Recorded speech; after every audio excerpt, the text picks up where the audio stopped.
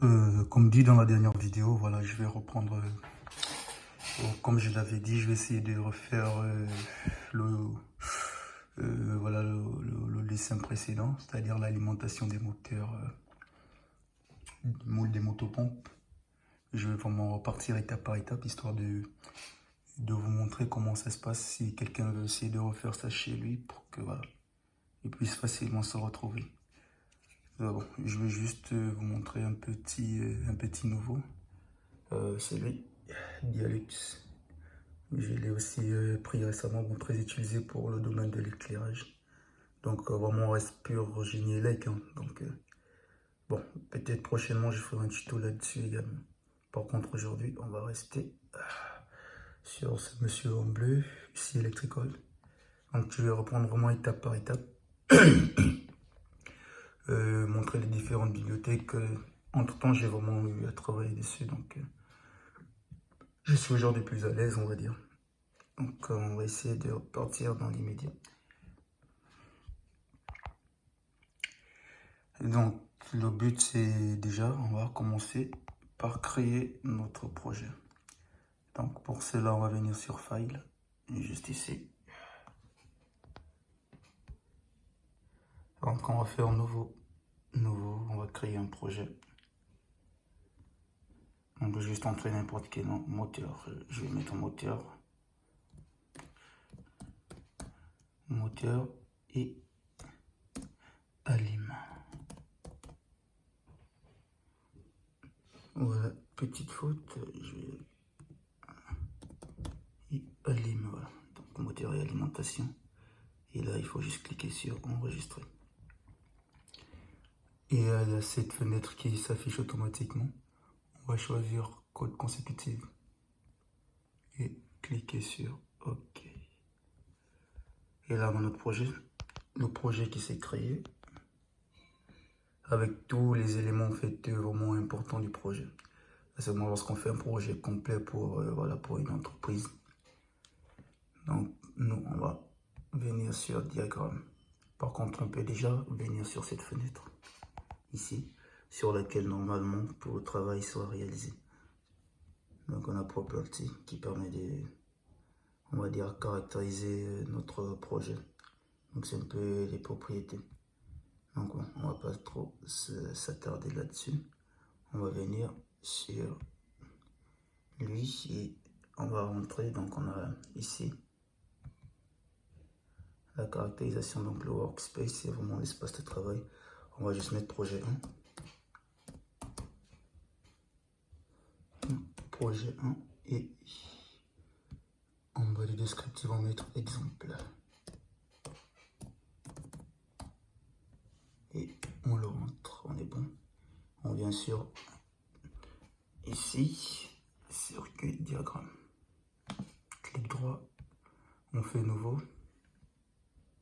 Et on vient également décrire, on va mettre, là c'est juste la partie puissance, donc je vais mettre partie puissance.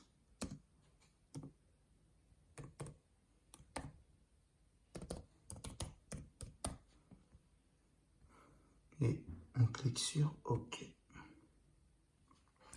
Donc automatiquement on a cette fenêtre qui s'est affichée. C'est vraiment sur cette fenêtre que voilà, on va travailler pour notre projet. Alors là on va démarrer sans plus tarder, pour ne pas étirer la vidéo. On va venir sur Electrical et on démarre. Donc at the top, c'est vraiment pour entrer notre alimentation. Donc vraiment au-dessus, quand on dit top, c'est vraiment en haut. Et on a, ça sort directement au-dessus, on va rentrer juste les propriétés. On a notre première phase, L1.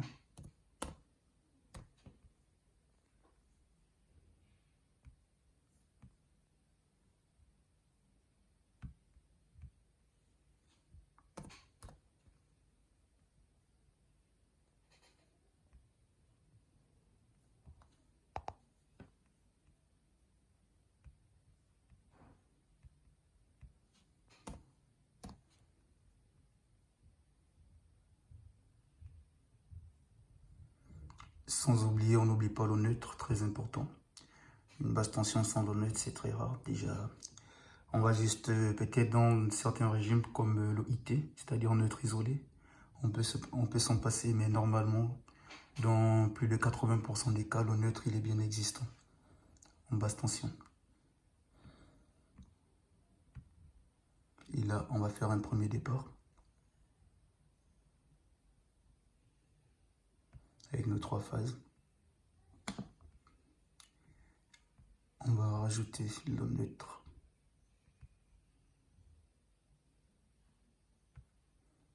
On est bon. Il faut aller jusqu'en bas. Ok. On est bon. On va créer ce départ histoire de, comme la dernière fois, je vais vraiment expliquer. C'est vraiment pour laisser une disponibilité en fait, par exemple dans un coffret ou dans une armoire en cas de besoin, voilà. On pourra utiliser en fait cette réserve. Dans toute installation, il y a toujours de la disponibilité en fait qu'on va laisser. On va très rarement utiliser voilà, une puissance, c'est-à-dire donnée d'une installation à 100%. On va toujours laisser des disponibilités qui permettent en fait de, voilà, en cas d'extension. Il y a ce coefficient d'extension même dans Caneco qu'on prend toujours en considération lorsqu'on va calculer notre courant d'emploi IB. Donc c'est un peu dans cette vision qu'on va créer cet élément. Donc on va venir dans ce symbole. Et là je les ai mis tous en favori, mais je vais vraiment aller encore dans les bibliothèques histoire de clairement vous montrer où ça se trouve. Donc on va venir ici, comme je parlais de cette fois, c'est vraiment cette norme en fait. Donc on va venir sur EN 61346. Donc on va partir sur terminal.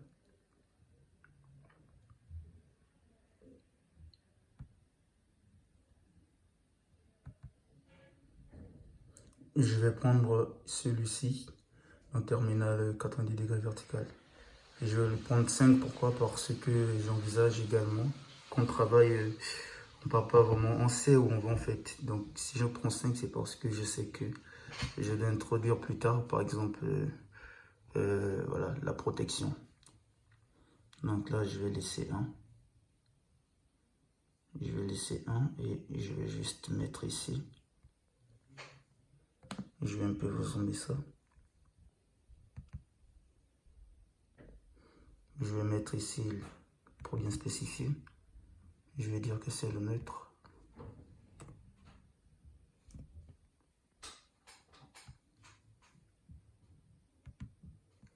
Et là, c'est l'OPE. Donc pour la protection contre les défauts d'isolement. Et là, on est bon, phase 1, phase 2, phase 3. Neutre et PE. Là, on a vraiment la basse tension complète. Et là, je vais créer la seconde partie, si vous vous rappelez de l'ancien schéma. Mais je vais créer le départ moteur, du premier moteur. Donc, motopompe principale, je vais juste le mettre ici. Donc, on a nos 3 départs. On va aller chercher le moteur. Donc là, on va juste revenir ici. On va regarder la lettre M pour notre moteur. Moteur and generator. Donc on a tout ici. Moteur à courant continu, génératrice, donc des machines synchrones qui sont là. Nous par contre on cherche un moteur à 50 triphasé plus PE. On va prendre celui-là. On met juste at the top, bottom plutôt, plus bas. Et là, je vais relier les 3 phases.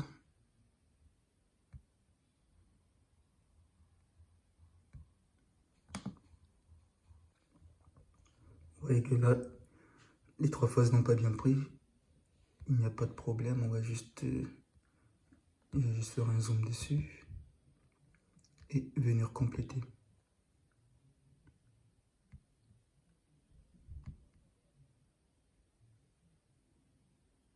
Ah non, je fais un peu n'importe quoi là. Ça, je le supprime. Je vais prendre wire, donc le câble ici, un fil. Voilà. Oh, il fait n'importe quoi là, ok. J'ai oublié ma souris au bureau, donc du coup j'ai un peu du mal avec... voilà, là on est bon. On va dézoomer. Donc on a mis notre premier moteur, moteur 1. On va nommer le PE également, donc la protection. Et là on a tous les éléments, donc si je zoome dessus, on a U1, V1, W1 et la protection.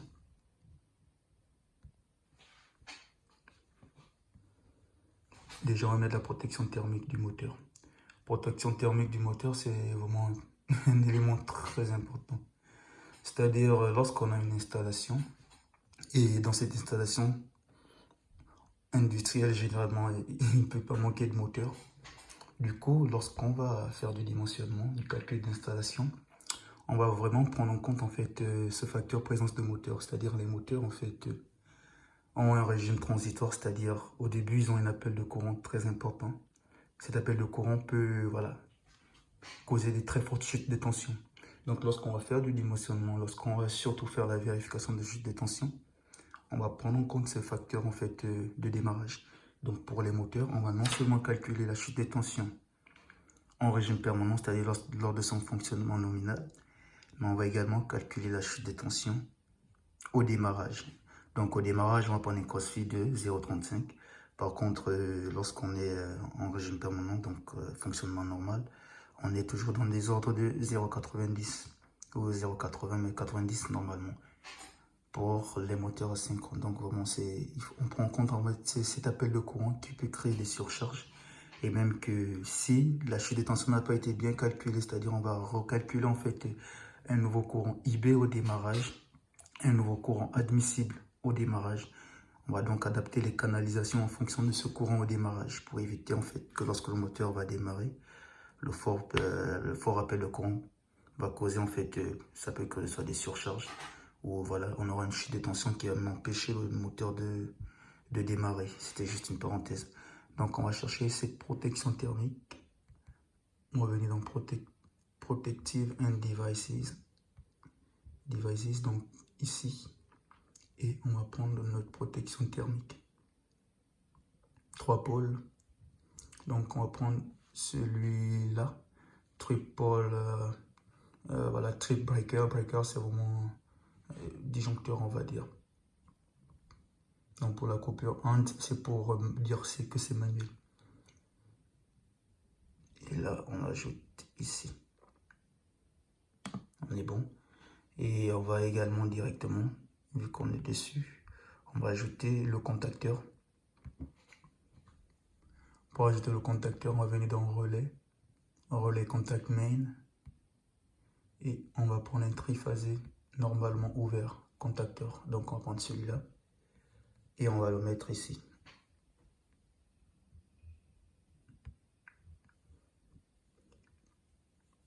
On est bon. Donc, pour faire, si vous vous rappelez du schéma, comme je dis toujours, on va déjà créer la deuxième partie également. On va faire un copier. Donc copier, on se décale un peu, coller. Et on a déjà facilement notre seconde partie. On va juste ici. Ah, c'est vrai que je ne l'ai pas nommé pour le précédent. C'est K2.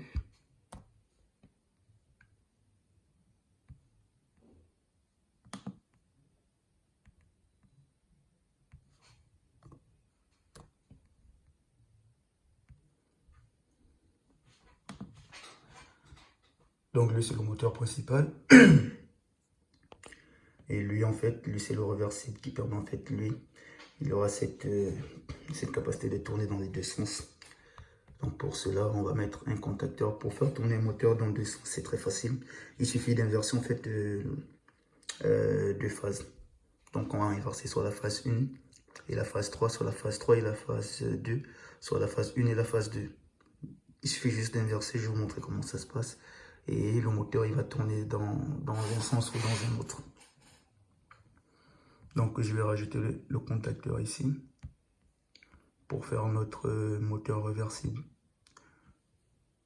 Donc, K3.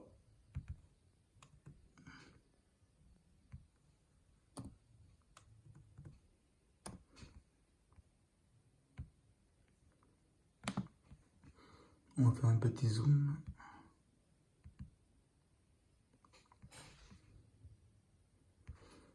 Donc là, je vais prendre la phase 1.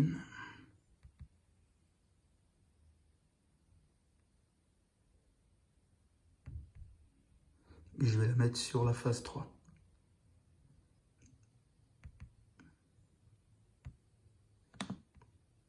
Et je vais prendre la phase 2.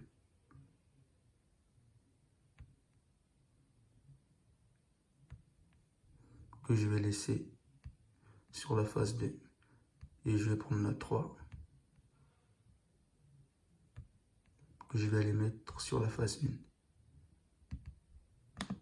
Donc là, on vient de créer en fait, voilà, notre moteur réversible. Donc là, on a inversé la 3 et la 1. Donc lorsque lui, il a fonctionné dans le sens direct, et lui, lorsqu'on va on va passer sur celui-là, c'est-à-dire lorsqu'on va actionner le K3, on va passer dans le sens inverse. Donc là, on est bon. Je vais ajouter la protection, c'est-à-dire dans chaque local, on va dire, généralement, on doit avoir un conducteur de protection principal auquel seront connectés tous les autres conducteurs de protection, et lui, en fait, il va se charger d'envoyer tous les courants de défaut à la Terre, au réseau des terres. Donc là, je vais connecter tous les PE. La protection principale.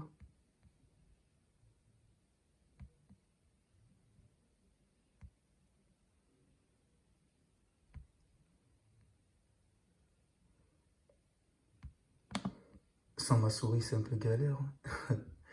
On va y arriver. Je vais prendre... Oh là là. Je prends là. Ok. Donc on est bon. Alors on a notre PE. J'ai mis PE ici. Voilà, c'est ça la protection. Donc tous les PE sont connectés en fait. Et même celui-là, je dois le mettre.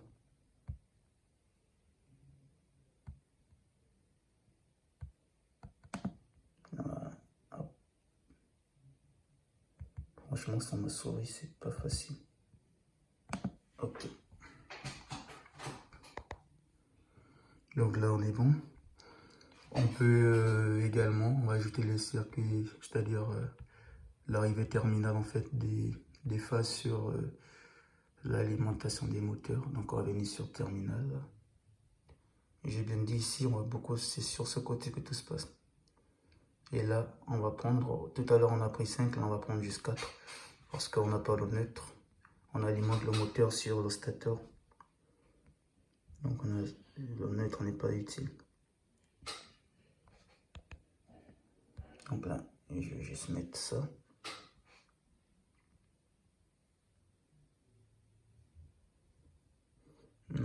C'est pas important. Je le refais ici.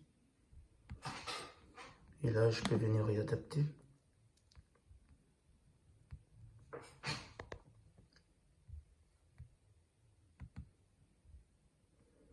Ah, il a trouvé lui-même. Je peux le laisser comme ça ou je peux juste... si je vais corriger, je vais mettre 1, 2, 3 parce que l'on n'est pas vraiment sur le moteur. C'est-à-dire, je vais mettre U2. Je vais juste mettre 1 ici.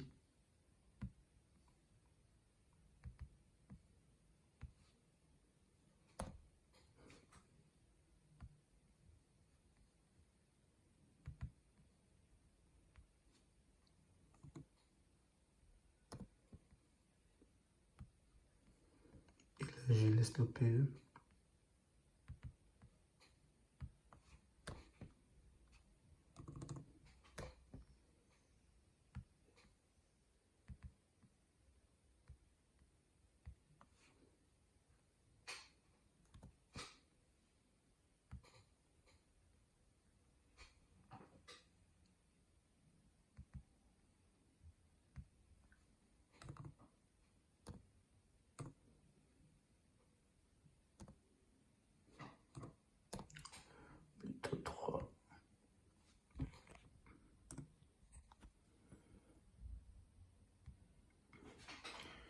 Donc là, on est bon. On va dézoomer. Hop là. Donc là, on a le truc complet. Par contre, là, on va juste ajouter, pour terminer complètement cette partie puissance, on va ajouter, c'est-à-dire pour aller vers la partie commande, on aura besoin, la partie commande doit également être alimentée. Donc on va l'alimenter en continu. Pour cela, on va baisser déjà la tension du réseau et redresser en fait cette tension pour la mettre en continu. Donc pour cela, on a besoin juste d'un convertisseur. Donc je vais venir sur converteur. Et là, on va prendre un convertisseur AC. Il est là, je suis un peu loin. AC-DC converteur. Donc là, c'est notre adresseur. Hop là. On peut soit considérer qu'il a en interne un transformateur qui va nous abaisser le courant du réseau. C'est-à-dire, on va prendre sur une phase.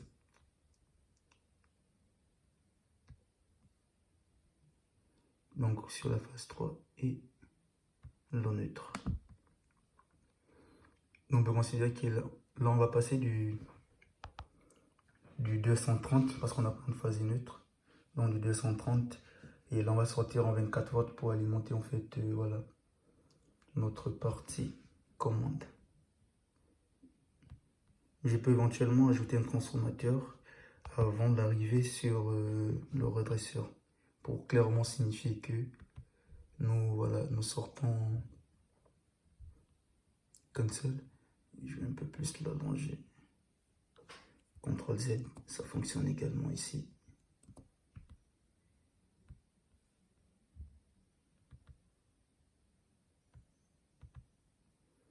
On sort en 24 volts.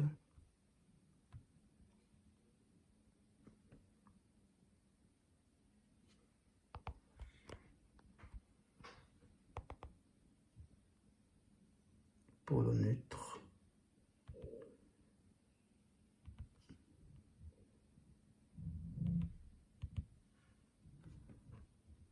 Ah. CTRL Z. J'ai envie de faire autre chose. Je vais mettre en fait le potentiel nul ici. Donc là, je vais mettre 0 volts. Voilà. Bon, j'ai un peu décalé, je pense que c'est pas important. Donc on a 24 0 volts, c'est vraiment, on sort en 24 0 volts. Un peu zoomé, je pense que c'est un peu long. Voilà, donc là on a notre sortie en continu. Pour cela également, même les courants continus, même si c'est des très faibles courants. C'est-à-dire on peut être dans des ordres de, on va dire, quelques ampères. Donc on va juste prendre un petit fusible pour protéger. Donc là on est sur fuse. Hop là. Pour un petit fusible, un pôle. On va mettre ici. 2 petits ampères. Tranquille.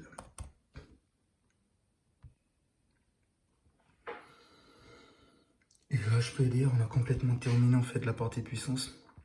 On peut éventuellement rajouter ici des éléments pour signifier en fait la couleur des câbles. Pour cela, il suffit de venir sur câble ici au-dessus. Donc ici, on a câble color, on va dire. J'ai l'image normalement. Voilà, sur C, câble color. On va cliquer dessus.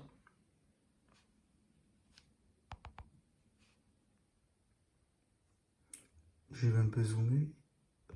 Hop là. Lui, c'est pour définir les couleurs, en fait. Voilà. On a 1, 2, 3. Je vais l'appeler 1. On va changer.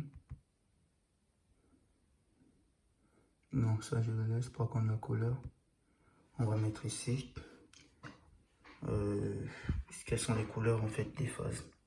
On va juste mettre brown. Donc, on met du brun. On met du black. On va mettre du gris. Gris, je pense avec R, oui. Et on va mettre le vert jaune. Donc green and yellow, c'est-à-dire vert jaune. Et là, on est bon. Et on va cliquer sur OK. Donc là, on a le brun, le noir et le gris pour les 3 phases et le vert jaune pour la protection. Et là, on peut facilement, on le copie, CTRL-C, CTRL-V, et on le colle sur le second. Et là, on va simplement mettre 2. Et voilà. Donc là, notre schéma, il est vraiment complet, comme la dernière fois. On peut vous montrer tous les éléments. Donc la vidéo elle est un peu longue, je vais couper là. Je vais faire une deuxième séquence spécialement pour la commande avec toutes les explications bien sûr qui vont avec, toujours très utile. C'est pas juste du dessin en fait, c'est vraiment derrière, il y a vraiment tous les éléments électrotechniques, génie électrique qui vont avec. Ça, il faut vraiment comprendre en fait l'installation. C'est comme je parlais tout à l'heure, pourquoi on met une protection thermique. Voilà, c'est parce que les moteurs ont un fort appel de courant. Voilà, tous ces éléments sont vraiment à prendre en compte lorsque on réalise ce genre de schéma. Allez, à très vite.